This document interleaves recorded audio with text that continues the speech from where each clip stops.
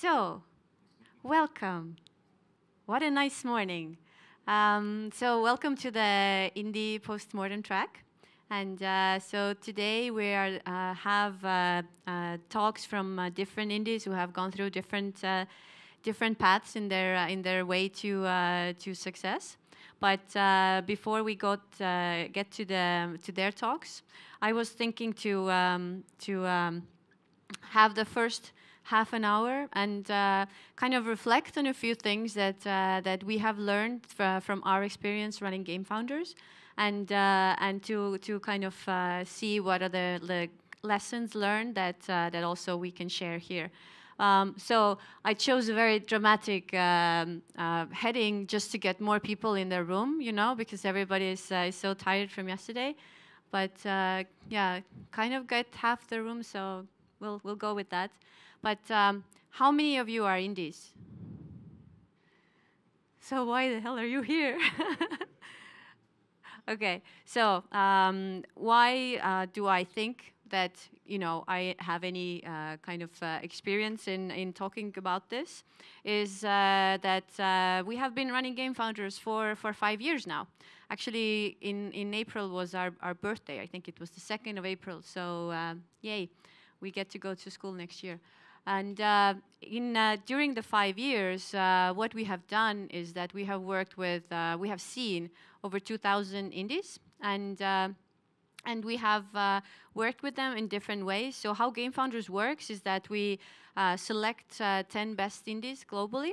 We take them to our hub, and for 12 weeks, we talk to them about different things from publishing, analytics, monetization, game design. We help them figure out their pitch. We help them playtest their games. So it's a lot of different things crammed into 12 weeks. And at the end of it, we also present them to different publishers and investors or other cooperation partners. And during that time, also we are actually relying on all of our mentors. And so happens to be you're on the picture, Oscar. No. You want to stand next to it? We can compare.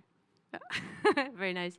But in all seriousness, so we are working with over 100 people who are currently in the games industry, who know all the latest trends, who know what is going on and what are the problems and how to solve them. So all these guys come in, give feedback, help the teams.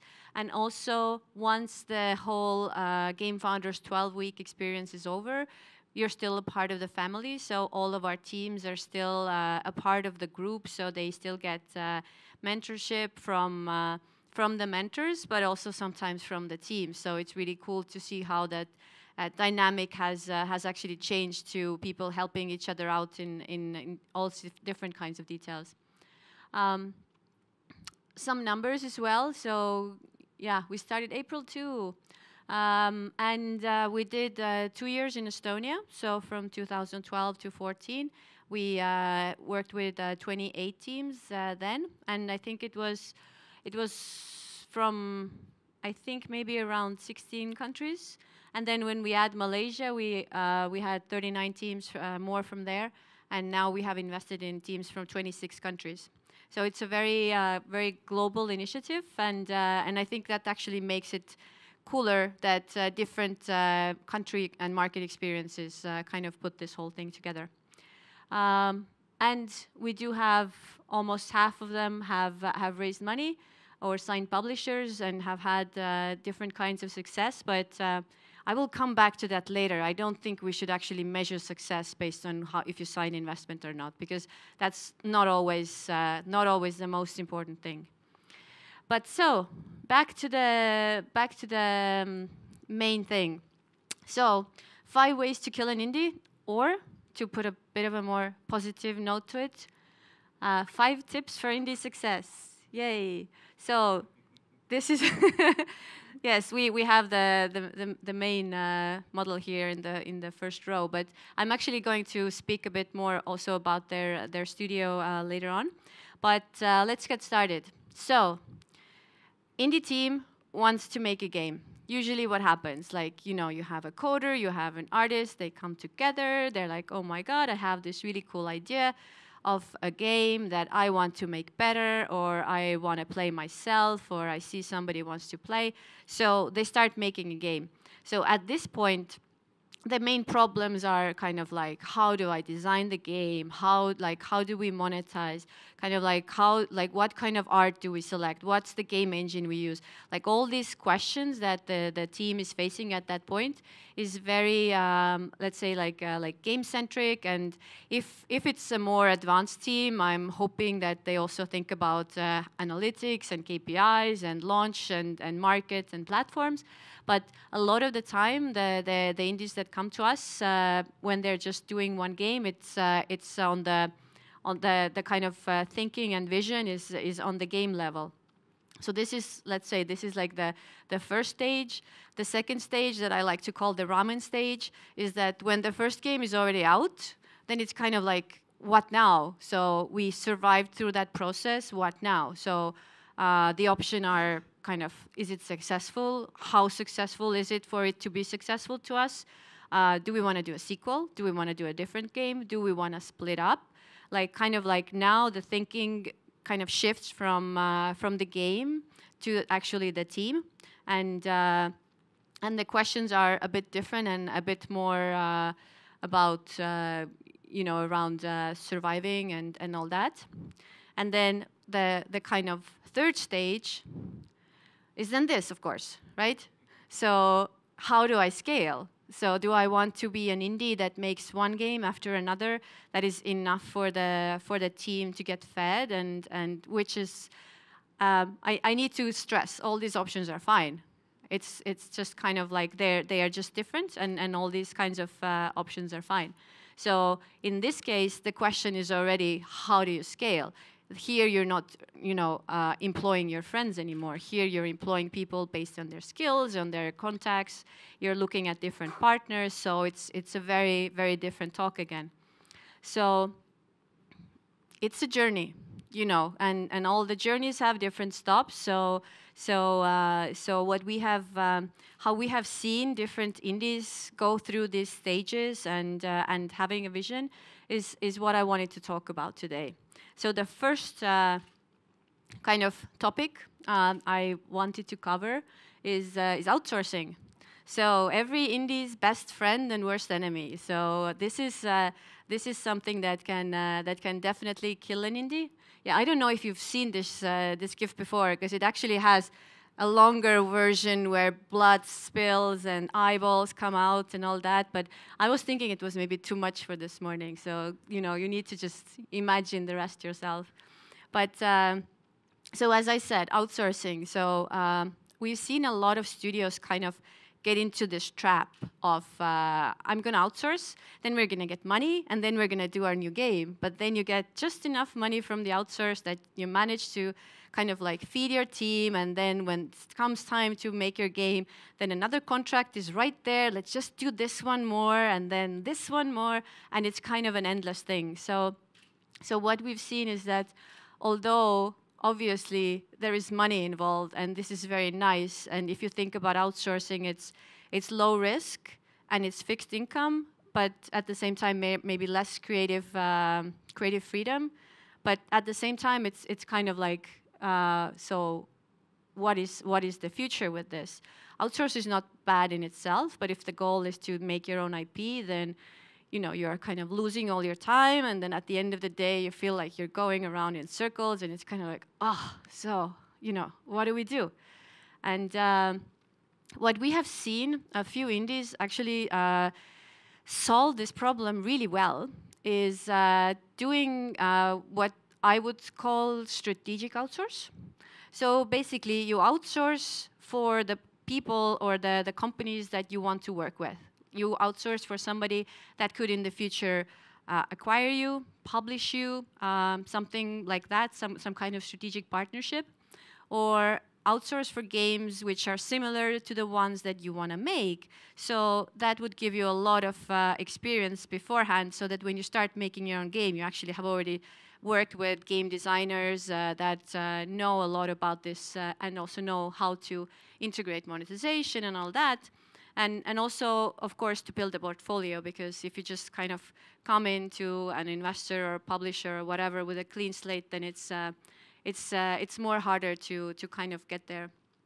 So I have examples about all of the points that I'm making here about how somebody has solved this. So this is one of our studios, also from Brazil.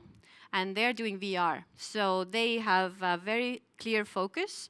But of course, as you all know, it's not easy to make money on VR these days because the market is not there yet, the business models are not there yet, the tech is very different. So it's kind of a lot of work and not always that much reward. So what they did was they were growing their team by outsourcing, but they were only outsourcing to the platform that they were planning to do. And they were outsourcing to to different big players. So they managed to do the VR experiences for Rovio, and also they were the launch title of Gear VR. So they in effect, while making money with outsourcing, they were also creating a portfolio. They were creating strategic partners. They were creating basically credibility in the industry. So after having done all this, now they have also their own original titles, and they already have the contacts to work with in platforms and different partners.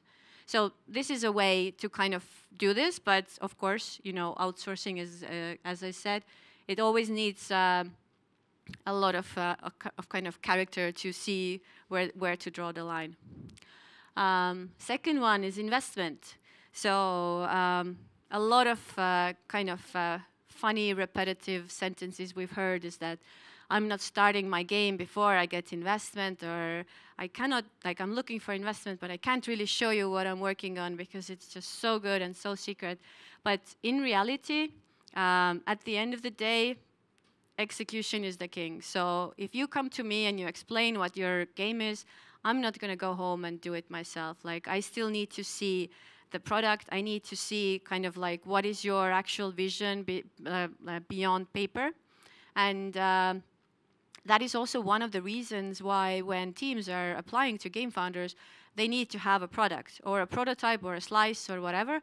And the main reason for that is it's not that we think that, you know, this is the product that is going to make you rich, so I just need to see if that is the one that's going to make us rich. It's not that, but we are rather trying to calibrate if what you think is quality is also what we think is quality. So if we get presented by something that for us is very crappy looking, and the team honestly thinks that it's high quality, then I think that our kind of scales are a bit off. But in general, when we are talking about investment, so these are the things that investors look at. Of course, investment can be either team-based or product-based, but still in general, this is what investors are looking at. So they're looking at the team. What's the experience? What's the best past companies? What have they done before? What is the portfolio? And also kind of like, what is the vision that the team is carrying? If it's just kind of like, you know, remember the first scenario, I just want to finish my game, then that's not enough for an investor, because an investor is going to be with the team for such a long time that there needs to be something beyond the first game, even if that's not very kind of set in stone, and usually it's not, but there still needs to be the thought process. And this is, it's also very important to understand in the games industry what is a publisher deal and what is an investor deal, because a lot of the time people are saying that, you know, I need money and money equals investor, but in reality, money can also equal publisher, money can equal user acquisition funds, money can equal product investment, money can equal platform launch title investment. So there's a lot of things. And I mean, we have even had questions like, what's the revenue share that investors take? So in that sense, I think it's very important to understand that for investors, it's more like the team and the vision, and for the publishers, it's more the game and the kind of shorter term, faster returns. So one of the main things that I want to finish this this investment topic with is that so Flappy Bird is an example of how to do it without investment. At the same time, it's like super luck. So Flappy Bird is actually not my point here. My point here is that I think it was around 6 months after Flappy Bird that we were in Vietnam. Flappy Bird came from Vietnam. If you guys know, it was one guy that made this, and it was huge, and then he kind of decided not to do it anymore because it just became too overwhelming. But what I want to say with this is that when we were in Vietnam, then we visited different game studios or different people in the game companies in the games industry, and they were all saying that after Flappy Bird, like a few months after Flappy Bird's success, they had so many coders that left because everybody was saying like, he could do it, so I can do it. So everybody left, went to like live in their mother's garages or basements or whatnot. And so I'm going to do the next Flappy Bird. And the thing is that they estimated that this cycle will probably be 1 year because that's usually the time until it takes for the mother to kick them out. So there was like a really difficult situation on the Vietnamese market because they seriously did not have coders. But like my takeaway from all this is that you need to be your own first investor. Like you need to invest. You need to invest your time. You need to be able to build a team. So if you go to somebody and you say, kind of like, I'm alone, then how do I believe that there's going to be a team there? There is no product. So how do I like? Why should I invest first? There needs to be something like time-wise invested. I would also say that launch is good, but depending on the product, launch is not all the time. Like full launch is not maybe possible, but definitely some kind of feedback and traction on the prototype. So yes, again, this is one of our most successful teams. They are from Lithuania. I think Arturas is somewhere here as well, so you can ask him all about his journey later. But basically what happened is that they had a product and they tried for investment, but they realized really fast that all the things that I listed before, they don't have enough of. So what they did was they just said, okay, we'll figure it out ourselves.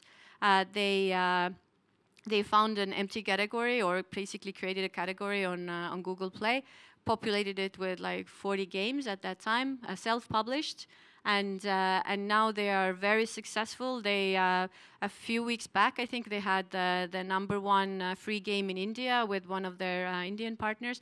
So and they also got awarded Google Top Developer and all that. And now they are very well packaged in terms of investment. So if somebody comes in now, it's like, oh, okay. So they build a team. It's now like 4 times or 5 times bigger than it was before. They have a portfolio. They have all this acknowledgement, and they're making money. So, these guys can do it. Always, it doesn't have to be like that huge of a scale, but a lot of like traction is something that's always useful. Yay! So, what's your target group? Everybody can play this game.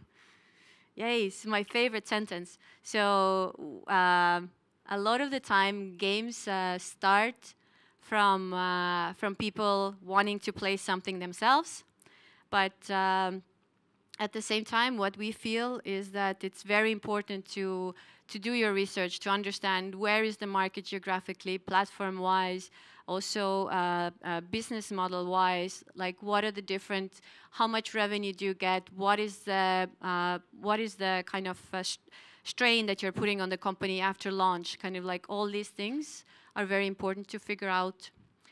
So yeah, I have to hurry up a bit. So as I said, kind of like research and focus is very important. And yes, so an example here is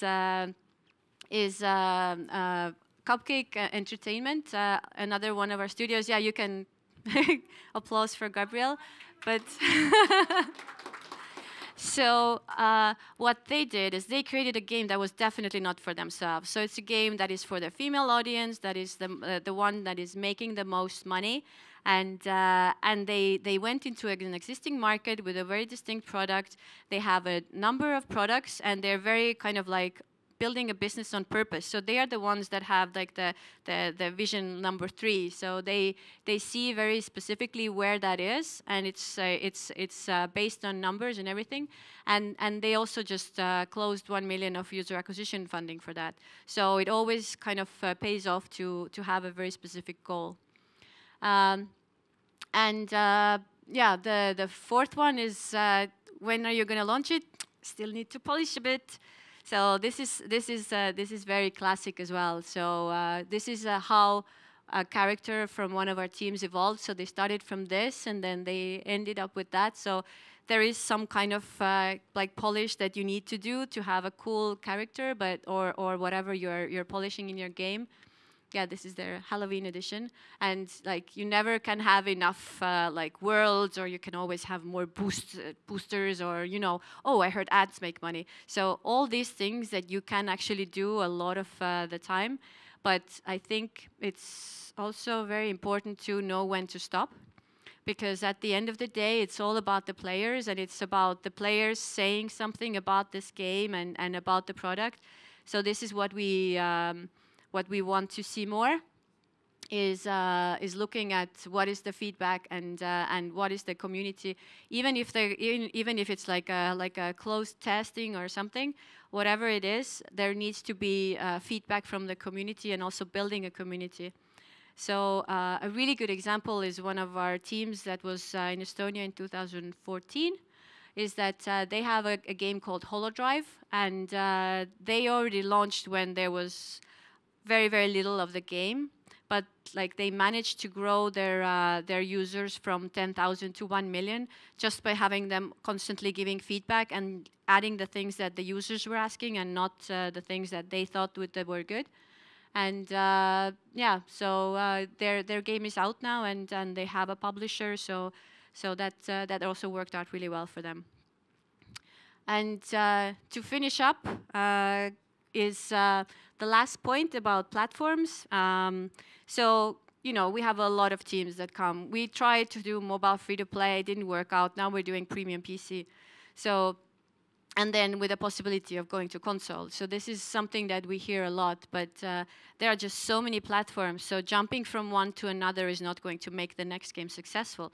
What is going to make the next game successful is to figure out what is it that went wrong, kind of like learn, iterate, deconstruct, and figure out what is it that that will make the next one successful.